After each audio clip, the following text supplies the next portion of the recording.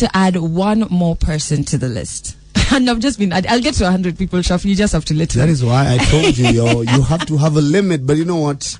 This particular one, I agree with you. Because We the People Commendation nominees list now presents the only Kenyan to receive the prestigious Queen's Young Leader Award. Okay? And he's going to be receiving it next year in June. We're hanging out with Douglas Mwangi live on Breakfast with the Stars.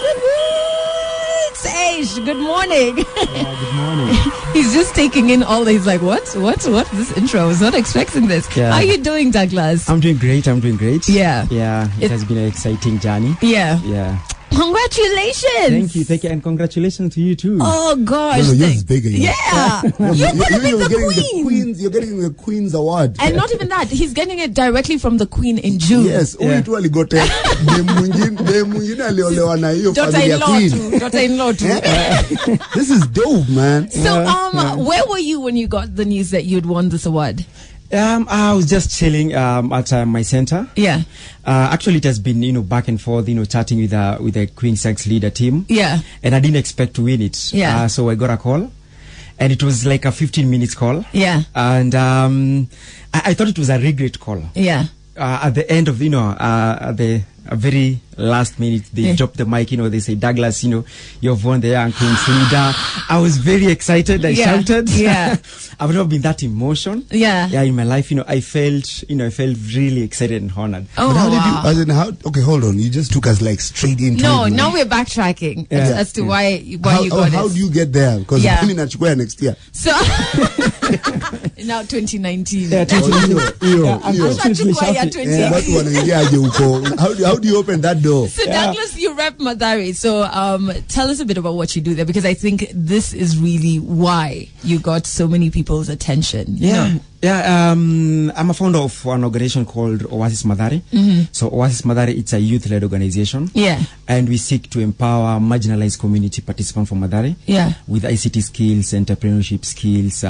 We also have a community library. Yeah. And we have a kids corner. Yeah. Where kids, they can come and play with toys. Yeah. But the main aim of the kids corner is just as the kids come to play with toys at the kids corner. Yeah. They get encouraged to use technology at an early age. Yeah. And then they can also read at an early reading culture. It's inculcated at an early age. Okay. So that is basically what we do at Oasis Mathare. So what made you start this?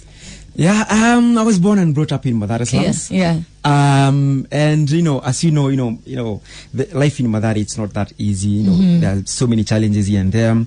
So Oasis Mathare was born as a result of what I went through as a young person growing up in Mathare. So I felt like I think I should do something. I should do something. For this great community of Mathare slums. Yeah. So you made this. Okay. So we're going to get into what exactly he went through. Yeah. All right. That brought him to this level. If you have any questions for Douglas Mwangi, or you just want to say congratulations, that's also very welcome. You can hit us up on Twitter at Kiss100. Kenya will be back in 3 minutes. It's Breakfast with the Stars with Adelo Nyango and Shafi Weru. And the star that we're hanging out with today is Douglas Mwangi, the only Kenyan who is set to receive the prestigious Queen's Young Leader Award in June next year. And he's also the founder of Oasis Community Center. It's a digital community hub for youth and children in Mathare. Okay, so you started it when? I started Oasis Mathare while I was working with DOT. Yeah. So there's this group. Joining DOT gave me a very nice platform to work with the youth in Mathare slums. So I was deployed to Mathare slum to train them entrepreneurship skills and ICT. And I've always wanted to do something for the community, but I didn't know how. Yeah. I didn't have the resources. Yeah. So I knew that once getting the resources, I'll do it. You had the plan already. Yeah. I had the plan. I had this plan in my head, but I didn't know how to start it because. The obstacle was resources. So I met this group while I was, teaching them or training them entrepreneurship skills. Yeah. there's this young guy called Jimmy. He started a business without nothing, without capital. Yeah. So I realized, you don't have to have cash to start something. Yeah. So late 2013, with my laptop and friends. Yeah. We just I called some guys. Can we do this thing? And that's how we started growing. Yeah. And in 2014, we had our first space. Yeah. It was a really nice space. At along Juja Road, Yeah. just next to Chiefs Camps. Yeah. But then we moved from that place to another place because, private developer came in and, took that place because it was strategically located. Yeah. So that's when it started. Yeah. Yeah. So I want to know about your growing up, because you grew up in Mathare, right? Yeah. And I was reading up about you, and it was saying like there was tough things that you went through. Yeah. So could you tell us a bit about your experience? Yeah. Growing up. Yeah. Douglas, before the Queen, Yeah. now knows who you are. Yeah. Yeah. Growing up in the slum, it's not that easy. Yeah. There are very few resources. There are limited resources. And I can remember vividly in 2012, that was I was in class 7. I spent almost a whole term home, just because I didn't have a textbook, a math textbook. What? Yeah. I spent the school, they were collecting books. you know. So everyone had to come with a book. Yeah. So you can imagine if my family or my mother couldn't afford to buy a book, You a stay textbook. home. So you can imagine, school fees and everything. Yeah. So in 2013, a big shout out to NAC government. Yeah. That was the only time I spent uninterrupted days at school. Yeah. So after clearing primary school, there was nothing much to do, and my mother couldn't afford to take me to high school. Yeah. And that was life. I had to so many teens, they think that they know after high school, especially in Mathare slum, that's it. After you clear high school, that's it. You don't know beyond primary school. You don't know beyond high school. You know nothing. So the only thing is to join the gangs or just engage yourself in normal vices. Yeah. So it happened that I started hanging out with this gang around, and life wasn't that easy. It was really tough, and I almost lost my life, and that's when I realized that this I shouldn't do this. Yeah. That's when I learned how to shave. Yeah. I was a barber at 14 years. What? 14 years, yeah. Very young. Yeah. Yeah, at 14 years I was really young. I started I learned how to shave, and I got secured an employment at one of the barber shop in Mathare slum. Yeah. And actually, I've realized, if you go to Mathare slum, at Mabatini area, you realize that so many young kids, so many young guys, back those days, a barber used to be an old guy. Yeah. So I was the only kid. Literally a kid. Yeah. Yes, 14. Yeah, 14 years. You are a child. Yeah. I was a child. So, and back to, if you go to Mathare now, slums, you realize that so many kids, or so many, not kids, so many young men. Teens, men, they are doing the same thing. So I kind of influenced it. Yeah. Well, you'd rather that than. Yeah. So from being a gangster, you decided to be, let me cut hair. Yeah, exactly. Yeah. Let me cut hair. So, and then I realized that this is not the kind of life that I like to live. Yeah. There's so much than being just a barber. I'm not saying that it's wrong. It's not wrong. But you wanted more. But yes, I wanted more. So I started saving. I used to make like 1,000 bob per month. So, I started saving. How do you save? Yeah. 1,000 bob a month. It was God's grace. You can imagine that 1,000 bob, you have to pay rent. At 14, you're paying rent. 14, yeah, of course. Yeah, you have to. You're an old guy. 14 is the new 21 in Mathare. Exactly. I saved, and I went back to school in 2000. That was in 2014. 2004. Yeah. But I spent, it was on and off. Yeah. I finished in 2010. Yeah. So I spent like 6 years in high school. Because you were on and off. Yeah, I was on and off. Payment, right? Yeah. I also did Mjengo. Yeah, I did Mjengo. Construction work. Construction cabro. You know this cabro? Yeah, I did that. I know how to do it. I know how to arrange this. You see skills. You can shave your own hair. Yeah. You can pave your way to your house by yourself. And now you're going to get an award from the Queen. Imagine. It's a humbling experience. 0 to 100 real quick. Yeah. Absolutely loving this story. And of course, when we come back, if you have any questions, we get to ask Douglas those questions. So send those to us on Twitter at Kiss100Kenya. In the meantime, right here on Kiss FM, is going to be meeting the Queen as she gives him the Queen's Young Leader Award in June. Let me tell you, this is a big deal. It is. You know, even our current president, who's sitting for his final term, Bado. And it doesn't look like there's even plans. There's even plans for him to, like, you know, go visit the Queen or meet the Queen or just go tear the Queen's daughter-in-law. So we're sitting next to, like, we're royalty, by royalty, Kenyan royalty.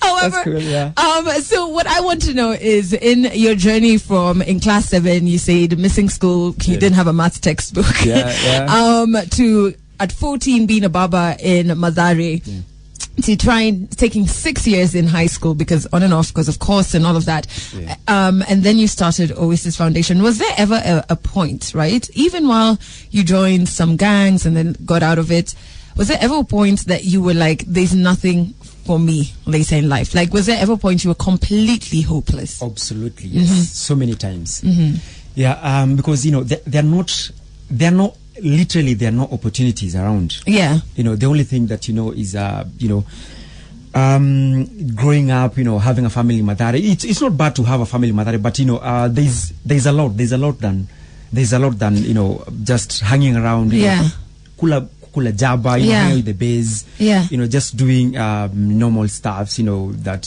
kids do in Mathare. True. Yeah, so there's more than to that, but yes, so many times, you know, I knew that this is it. I'm going to live my life in Mathare, and I don't have that ability to change my life. So it's a bit sad. It's a bit sad, but I thank God because I got connected with, you know, good guys, you know, mentors, you know, who led me. And I'm grateful. And Oasis Foundation, definitely, you mentioned your first branch was grabbed, private developer things in Kenya. But is there ever a point where something happened with that particular journey that you wanted to give up and just be like, you know what, may know how to shave? I can do cabro wax. And if they don't work, I'll just go back to being a gangster. As in, bro. So was there ever a chance that you wanted to quit Oasis? Exactly, yes. Yes. You know, at this place, it used to belong to KANU. KANU, the political party. So they apparently sold it to some private developer, or I don't know what happened. So and we had to, like, relocate. We had to move from that place. You had to vacate. Abruptly. We were literally kicked out. So again, I was like, you know, because that place we kind of built it. So and we didn't have any funds to, like, looking for another place or rent another, you know, another place. So I, like, you know, no, man, we did our best, and let's just throw in the towel and, you know, call it a day. But again, there was so much pressure, you know, even after that, you know, the community guys, you know, they used to come, you know, to me to ask for advice, you know, what's happening, you know, what are you up to? What next? What next now? So that's when we had a partnership with the local schools in Mathare. Where we built, you know, we took our computers and also helped another school to build a library. So that's how we started now. And then also we one of our team members, you know, I have a team who are very innovative. So we also started a library hotspot, like library hotspot. So, you know, we partner with the local churches to set up a library hotspot, so where kids they can come and, you know, just do their studies. And then in that whole confusion and everything, we would donate a piece of land with the community. Wow. Yeah. Wow. And, so now you couldn't stop, even if you wanted to. Yeah. Your hard work started paying off. Exactly. Yeah. So, and then we built a nice semi-permanent structure. And then we took some of our program there because it's a bit small. Yeah. But of course we have, there is room for expansion and everything. So there's nothing that could stop us. Yeah. And I'm glad because now you can motivate and inspire so many young people who are listening and thinking that they had no hope, and now they're like, you know what? If he could do it. From being a barber at 14 to this, then even me, I can also do it. So we celebrate you today. We're super glad that you came to hang out with us, and we can't wait for June to go. We'll syndicate you to the airport with dancers in the works. No, I'll come with you to the. Shafi, you can't box. Listen. It might be like the few people who are going to see this queen alive. So, this is a big deal. It's a big deal. So, you know what? Make sure you follow Douglas on Twitter. You're Douglas? Douglas Mzelo at Twitter. Instagram, Douglas Mzelo. Yeah, and Oasis page, it's Oasis Madare, at Oasis Madare. That is IG and Twitter, and Oasis Madare Facebook. Yes, definitely reach out in case you want to partner with them. Maybe do something where you stay. Maybe you're not from Madare and you're like, I want to do it in my hood. How do I do it? Make sure you reach out to Douglas, and of course send your congratulatory messages as well. The Big